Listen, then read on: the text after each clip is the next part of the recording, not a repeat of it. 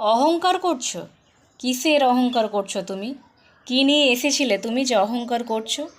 কিচ্ছু তুমি নিয়ে আসোনি, আর কিচ্ছু তুমি নিয়ে যেতেও পারবে না।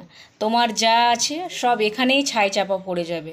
তোমার এই দেহর সাথে তোমার অহংকার, তোমার সম্পত্তি, তোমার প্রতিপত্তি, ঐশ্বর্য, সব কিছু এখানেই ছাই চাপা পড়ে যাবে।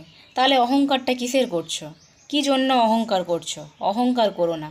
অহংকার করে তুমি কিচ্ছু পাবে না। অহংকার করে শুধু একটাই পাবে, মানুষের দীর্ঘশ্বাস। তুমি যদি কাউকে অহংকার করে দুটো কথা বলো, কটু কথা বলো, তুমি সেই মানুষটা হয়তো তোমাকে মুখের সামনে কিছু বললো না, তৎক্ষণাৎ কিছু বললো না, কিন্তু সেই মানুষটা যে একটা দীর্ঘশ্বাস ছাড়লো, ওর যে একটা অন্তরে কষ্ট হলো, সেটাই কিন্তু তোমার হাজার অভিশাপের সমান।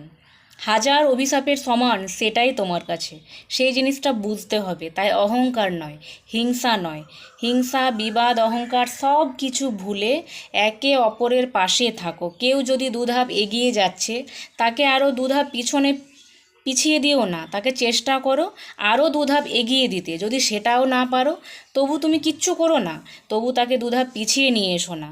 যদি পারো, মানুষের পাশে দাঁড়াও, তাকে সাহায্য করো। কাউকে ছোট করে কথা বলো না, এমন কোনো কথা বলো না যেটা তার মনে আঘাত লাগে, তার মনে কষ্ট হয়।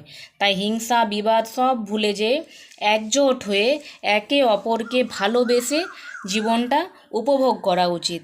ঠিক আছে?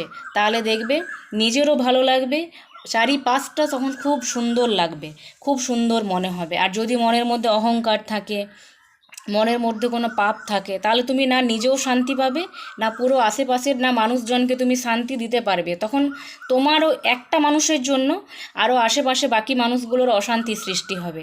তাই নিজেকে পরিবর্তন করো, অহংকার মন থেকে মুছে ফেলো।